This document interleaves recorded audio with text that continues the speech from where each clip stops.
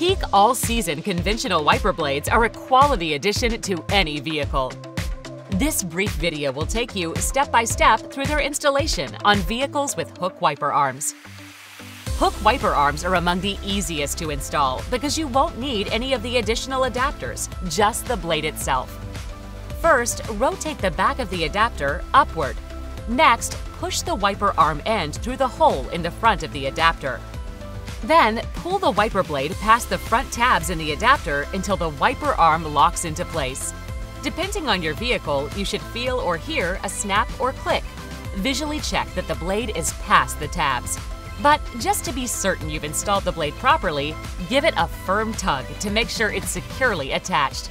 Simply repeat these steps for the second blade and you're all set, ready to easily wipe away the elements with your new Peak All-Season wiper blades.